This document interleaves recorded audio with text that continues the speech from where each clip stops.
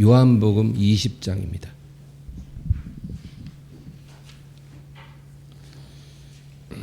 요한복음 20장 19절에서 23절 19절에서 23절 다 같이 합독하겠습니다. 이날 곧 안식 후 첫날 저녁 때에 제자들이 유대인들을 두려워하여 모인 곳에 문들을 닫았더니 예수께서 오사 가운데 서서 이르시되 너희에게 평강이 있을지어다. 이 말씀을 하시고 손과 옆구리를 보이시니 제자들이 주를 보고 기뻐하더라. 예수께서 또 이르시되 너희에게 평강이 있을지어다. 아버지께서 나를 보내신 것 같이 나도 너희를 보내노라. 이 말씀을 하시고 그들을 향하여 숨을 내쉬며 이르시되 성령을 받으라. 너희가 누구의 죄든지 사하면 사하여질 것이요 누구의 죄든지 그대로 두면 그대로 있으리라 하시니라. 아멘.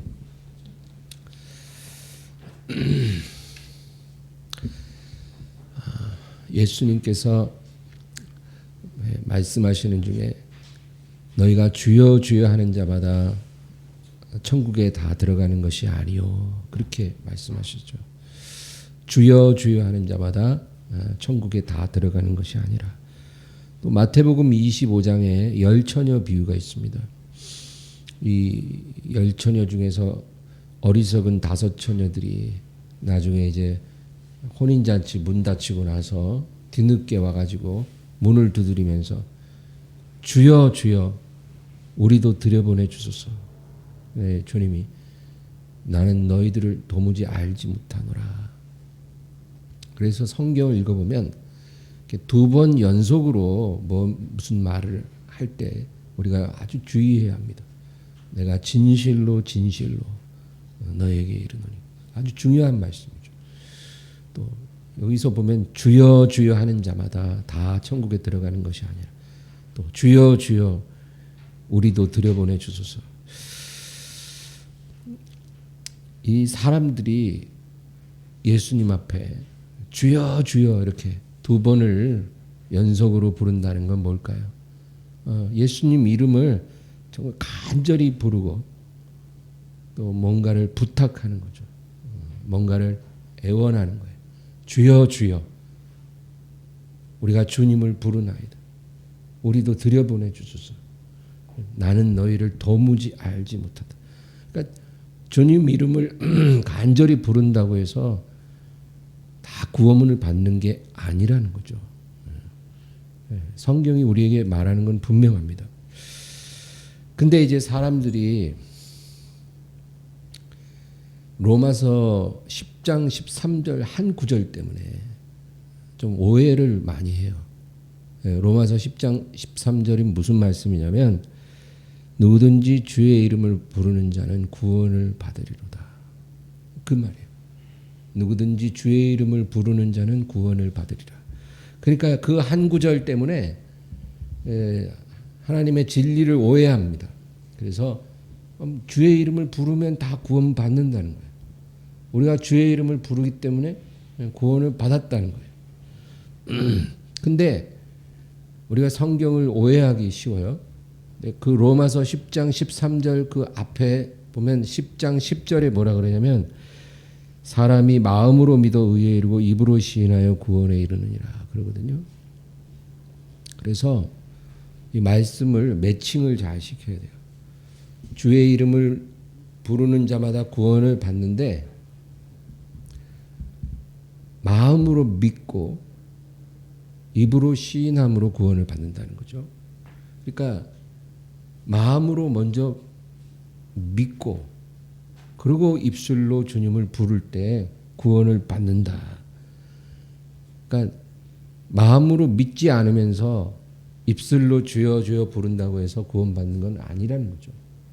마음으로 온전히 믿고 주님을 부르는 자가 구원을 받는다. 그 얘기예요. 그래서 아브라함이 하나님을 믿음에 이것을 그의 의로 여기셨다 그랬잖아요.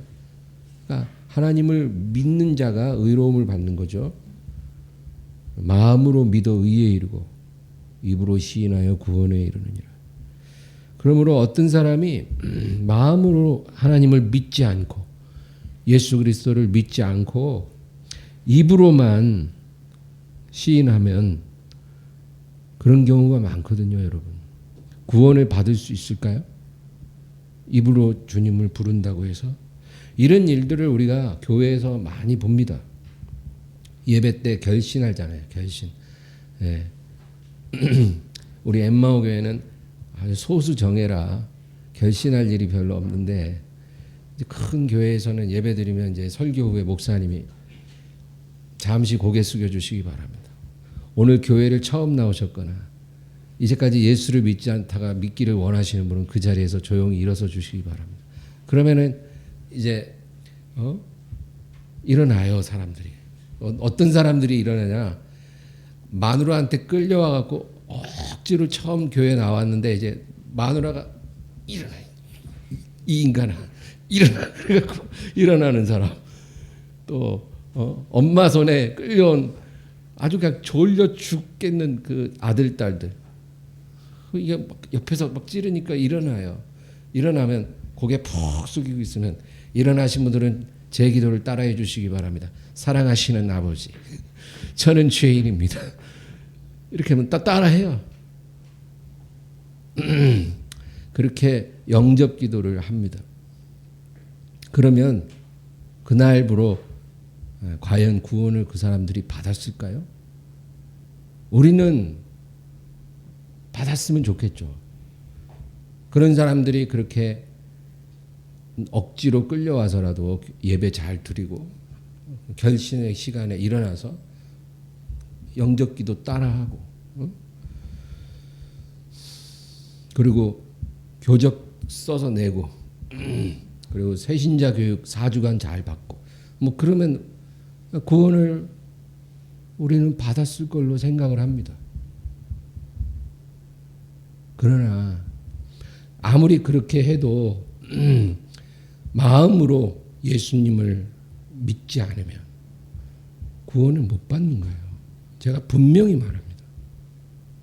아무리 그렇게 겉으로 뭐 신앙 고백 따라하고 뭐 영접기도 따라하고 뭐 교적 카드 내고 다 해도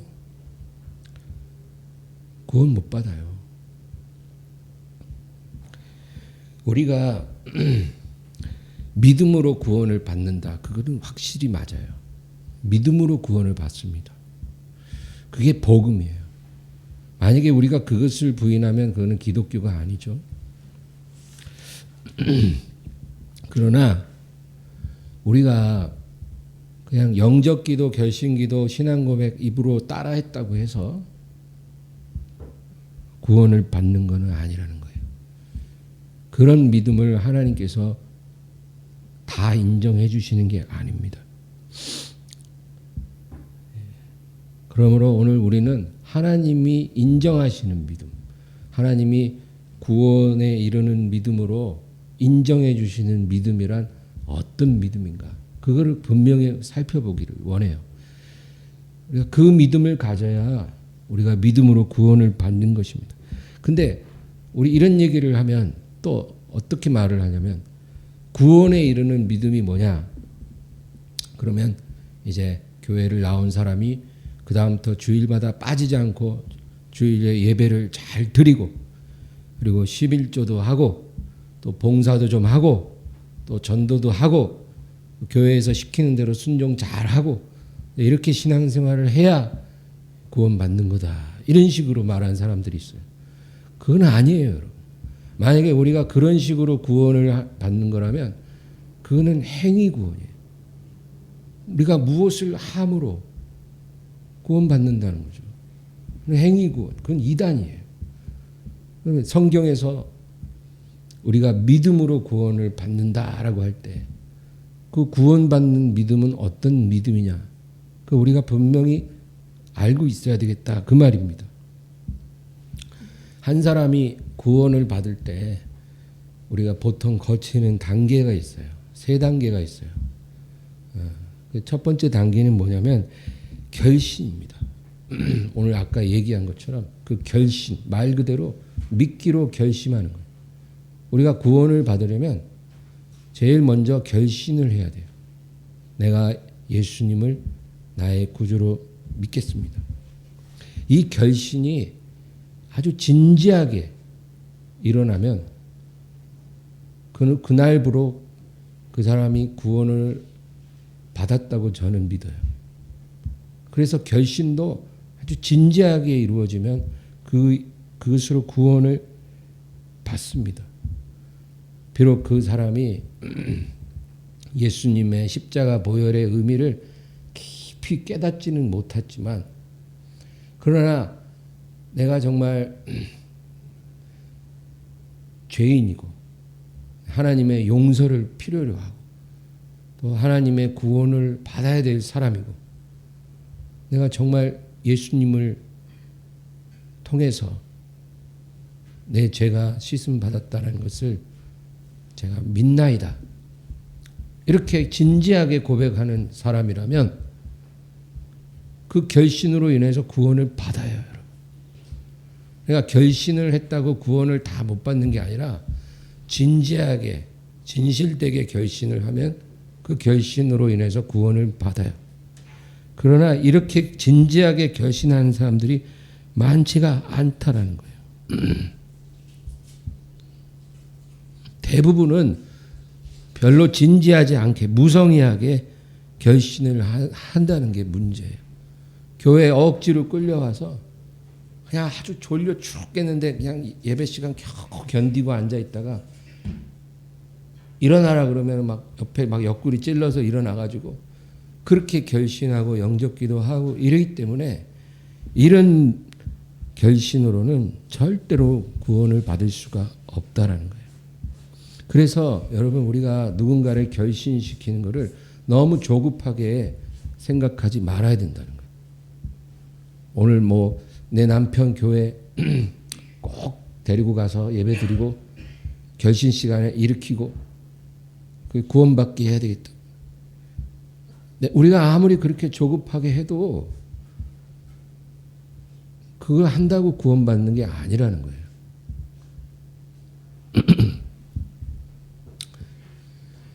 그래서 복음을 깨닫게 만들고 정말 시간이 좀 흘러서 자기 마음을 열고 예수님을 자기 마음속에 받아들이고 그리고 자기가 죄인임을 고백할 수 있을 때까지 그렇게 기다려주는 게 좋다, 그겁니다. 막 조급하게 데리고 와서 결신기도 시켰다고 오늘 1명 구원시켰고 뭐 다음 주에 2명 구원시키고 이런 식으로 그렇게 구원이 일어나는 게 아니라는 거예요. 그 다음에 두 번째 단계는 회심입니다. 진지하게 결신을 하더라도요, 여러분, 그것이 회심으로 이어져야 해요. 비록 진지하게 결신할 때 구원이 일어났다 하더라도 그때 그 받은 구원은 너무나 취약한 구원이에요. 마귀가 와서 유혹하고 속이고 그리고 핍박하고 하면 그냥 그 믿음을 그냥 바로 잃어버리는 그런 구원이에요. 그러니까 아주 취약하다. 병아리가 알에서 뭐 깨어나면 진짜 뭐 자기 보호할 수 있는 능력이 하나도 없잖아요. 그럼 뭐 지나가는 뭐 고양이가 그냥 물어가도 그냥 뭐 아무 속숨치, 너무나 취약한 생명이라는 거죠. 우리가 결신할 때 그 믿음으로만 그냥 유지하면은 안 되고 반드시 그것은 회심으로 이어져야 된다. 여러분, 이 회심이란 뭐냐면, 집중하세요. 굉장히 방해가 돼.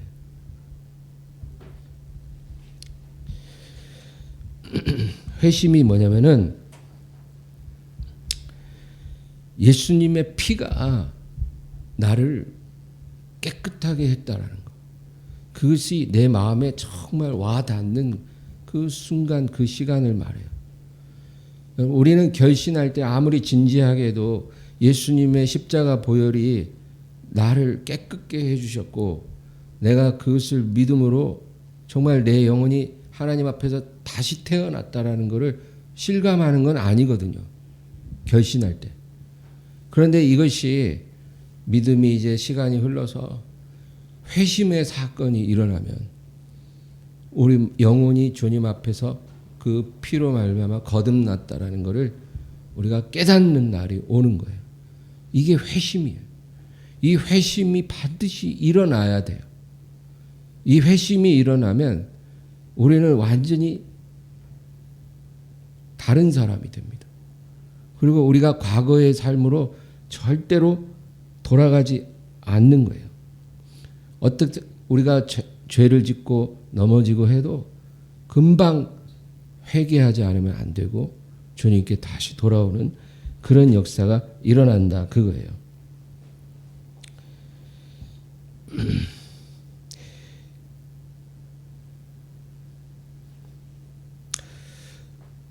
우리가 이 회심을 경험하면 이것은 변동되지 않는 구원을 받은 것입니다.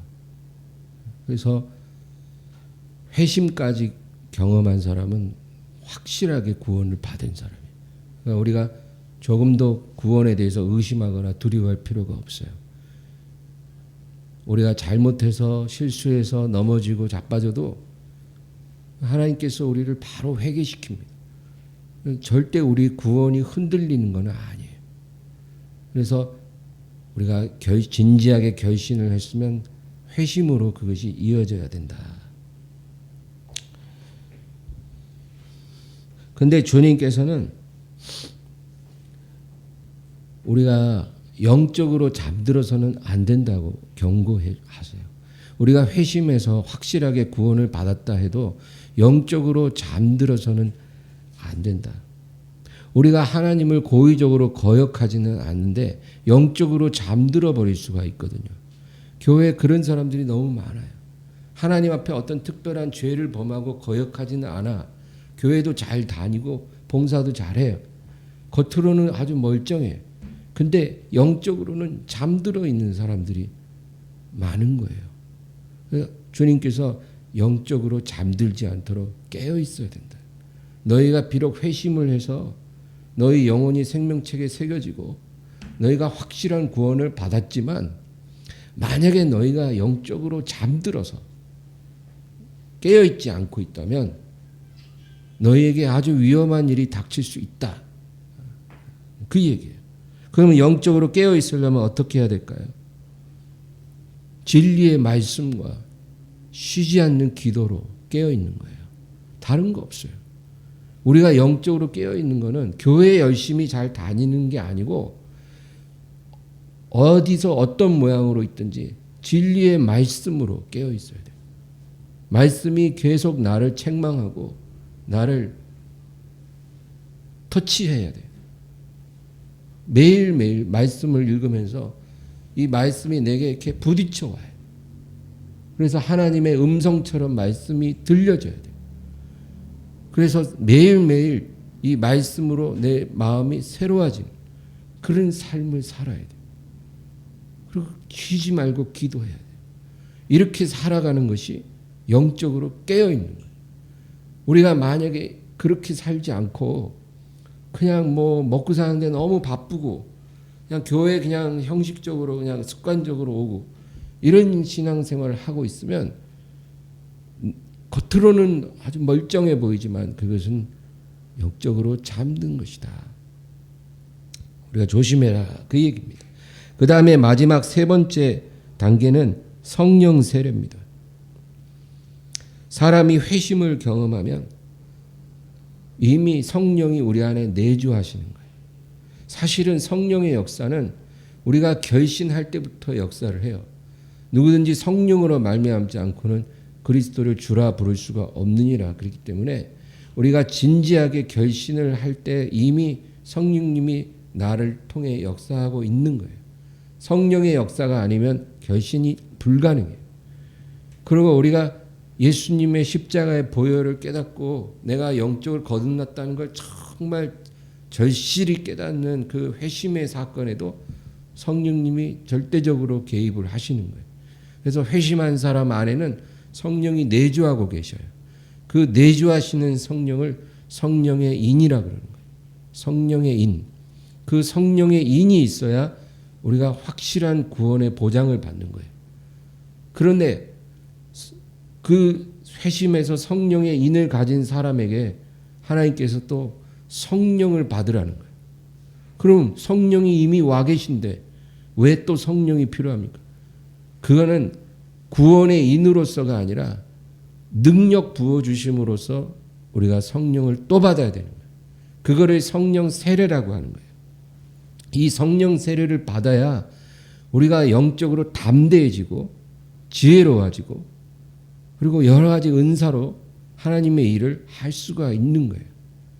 그래서 우리가 구원받고 하나님을 섬길 때 이 세 단계를 반드시 거쳐야 하는 거예요. 첫째는 진지한 결신을 해야 되는 거고, 그 다음에는 회심해야 되는 거고, 그 다음엔 성령 세례를 받는 체험이 필요하다.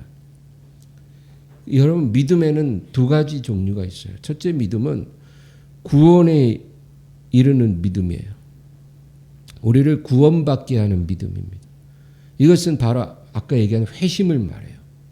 우리가 회심할 때 그 믿음이 바로 우리를 구원에 이르게 하는 믿음이에요. 그 다음 두 번째 믿음은 예수님을 따르게 하는 믿음이에요. 이 믿음은 또 달라요. 여러분, 제자들이 3년 반 동안 예수님을 잘 따랐잖아요. 주는 그리스도시요 살아계신 하나님의 아들이십니다라고 고백했더니 주님이 잘하였도다. 시몬아, 네가 복이 있도다. 이를 너에게 알게 하니는 네가 아니라 하나님 아버지시니라. 예수님이 그렇게 칭찬까지 해주셨어요. 그건 제자들이 구원을 받는 그 믿음을 갖고 있다는 그 말이에요. 예수님이 누구신 줄 알고 예수님을 정말 믿고 따르는 그런 사랑하는 제자들이었어요. 그런데 그 제자들이 마지막 순간에 예수님이 잡히실 때 두려움에 잡혀서 다 예수님을 버리고 도망갔어요. 왜 그럴까요? 제자들은 구원받게 하는 믿음은 갖고 있었지만 예수님을 끝까지 따르게 하는 그 믿음을 갖고 있지 못했다는 거예요. 그런데 이 믿음을 가지려면 성령을 받으라는 거예요. 성령을 받아야 이 믿음이 우리에게 들어온다 그 얘기예요. 그래서 예수님이 부활하시고 나서 이틀 후에 예수님 십자가에 죽으시고 이틀 후에 제자들이 모인 곳에 나타나서 하신 말씀이 성령을 받으라. 너희들이 나를 믿고 구원은 받았지만 성령을 아직 못 받았기 때문에 마지막 순간에 두려움에 잡혀서 다 나를 버리고 도망간 거라는 거예요. 그러니까 너희가 담대해져서 끝까지 내 길을 따라오려면 너희는 반드시 성령을 받아야 된다 그 얘기예요. 오늘 본문 19절에서 21절까지 우리 다 같이 읽겠습니다. 이날 곧 안식 후 첫날 저녁 때 제자들이 유대인들을 두려워하여 모인 곳에 문들을 닫았더니 예수께서 오사 가운데 서서 이르시되 너희에게 평강이 있을지어다. 이 말씀을 하시고 손과 옆구리를 보이시니 제자들이 주를 보고 기뻐하더라. 예수께서 또 이르시되 너희에게 평강이 있을지어다. 아버지께서 나를 보내신 것 같이 나도 너희를 보내노라. 이 얘기예요. 예수님 십자가 죽으신 그 다음에 이틀 후에 제자들이 모였어요. 이틀 전에 예수님 잡히실 때 다 도망갔거든. 그런데 그 제자들이 이제 예수님 무덤에 들어가신 후에 이틀이 지나고 나서 모여서 이제 기도합니다. 뭐 얘기도 하고 기도도 했겠죠. 근데 모인 곳에 문들을 다 닫고 그러고 모인 거예요. 왜? 사람들을 두려워해요. 지금 예수님이 사람들에게 잡혀서 돌아가셨거든요. 자기들도 잡혀 죽을까 싶어서 문을 다 닫고 지금 모여 있는 거예요. 근데 여러분, 만약에 제자들이 예수님을 안 믿었으면 모이지도 않았을 거예요. 그렇죠? 안 믿었는데 뭐예요? 그냥 집에서 가족들과 같이 있든지 생업에 열중하면 되지. 근데 믿기는 믿는데 마음이 두려운 거예요. 예수님이 이틀 전에 처참하게 돌아가셨고 우리들도 사람들에게 붙잡혀서 저렇게 처참한 죽음을 당할까 두려워. 인간적으로 너무나 당연한 거예요. 그래서 믿기는 믿는데 두려움이 생기니까 모인 곳에 문들 다 닫고 저기 모여 있다 그 얘기예요. 근데 그 모인 곳에 갑자기 예수님이 딱 들어오신 거예요. 부활의 몸을 갖고 계셔서 이 공간의 지배를 초월하셨는 거예요. 문을 다 닫았는데 예수님이 그 가운데 딱 서셔서 말씀하셔요. 너희에게 평강이 있을지어다. 근데 여기서 두 번이나 똑같은 말을 하셔요. 평강이 있을지어다. 안심하라. 두려워 말라. 담대하라. 그 얘기예요. 평강이 있으라. 예. 이틀 전에 지금 피투성이가 돼서 살해당하셨던 주님이 지금 제자 앞에 오셔서 안심하라. 담대하라.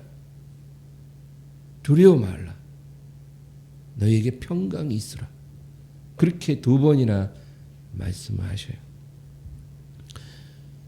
베드로가 물에 빠져서 허우적거릴 때 예수님이 베드로를 탁 잡아 일으키면서 믿음이 적은 자야. 왜 두려워하였느냐? 왜 의심하였느냐? 그랬잖아요. 예. 예수님은 우리가 예수님을 두려움 없이 담대히 따르기를 원하세요. 그래서 지금 제자들에게 말씀하신 거예요. 그러고 나서 뭐라 그러냐면 아버지께서 나를 보내신 것 같이 나도 너희를 보내노라. 이게 무슨 말이냐면 내가 아버지의 뜻을 따라 행한 것 같이 이제 너희도 내 뜻을 따라 행하기를 원하노라. 그 얘기예요. 다시 말해서 아까 제가 믿음의 두 가지 얘기했다 그랬죠. 첫째는 구원을 받게 하는 믿음이고 두 번째는 예수님을 따르게 하는 믿음이라 그랬죠. 구원을 받게 하는 믿음은 회심으로 우리가 소유하게 된 거고 그러나 예수님을 따르게 하는 믿음은 성령 세례를 통해서 우리에게 온다 그랬잖아요. 지금 예수님이 내가 너희에게 그 믿음 주고 싶다 그 얘기예요. 그러고 나서 22절 다 같이 읽겠습니다. 이 말씀을 하시고 그들을 향하여 숨을 내쉬며 이르시되 성령을 받으라. 성령을 받으라는 거예요. 내가 가는 길을 너희도 따라오려면 너희에게는 반드시 성령이 있어야 된다. 성령을 받지 않고는 너희는 절대로 그 길을 따라올 수가 없어. 너희가 아무리 의지를 갖고 용기를 갖고 그 길을 따라오려고 해도 결국 너희는 무너질 거야. 성령을 받기 전에. 그렇게 무너진 사람이 바로 베드로예요. 주여 제가 죽을지언정 주님을 버리지 않겠습니다. 그렇게 말한 베드로가 24시간도 안 돼서 예수님 3번이나 부인하고 도망갔어요. 그게 바로 우리의 모습이에요. 그러니까 우리 의지 갖고는 예수님의 길을 따라갈 수가 없어요. 그런데 예수님이 그걸 너무나 잘 아시기 때문에 우리를 비난하거나 정죄하시는 게 아니라 우리에게 사랑으로 사랑의 눈으로 우리를 쳐다보시면서 숨을 후 내쉬고 성령을 받아야 한다. 그렇게 말씀하신 거예요. 너희가 성령을 받으면 그 다음에는 너희가 절대로 도망치지도 않을 것이고 3번 부인하지도 않을 것이고 사람들이 두려워 문을 잠그지도 않을 거라는 거예요. 너희는 성령을 받아야 한다. 그리고 마지막 절 23절 읽겠습니다. 너희가 누구의 죄든지 사하면 사하여질 것이요 누구의 죄든지 그대로 두면 그대로 있으리라 하시니라. 마태복음 9장에 보면 이 예수님 앞에 사람들이 중풍병자를 들것에 눕혀서 이제 데리고 와요. 중풍병자를 보시고 주님께서 소자야 두려워 말라 네 죄 사함을 받았느니라 그래요. 병자에게 너의 죄 사함을 받았느니라. 그러니까 그 옆에 보이던 바리새인들이 이 참남한 자 아닌가? 어떻게 지가 하나님도 아닌데 죄를 사할 수 있단 말인가? 그러니까 예수님이 그 생각을 하시고 그들에게 말해요. 내가 이 사람에게 네 죄 사함을 받았다 하는 말과 또 네가 실려온 들것을 들고 집으로 걸어가라 하는 말 중에 어느 말이 더 쉽겠느냐? 근데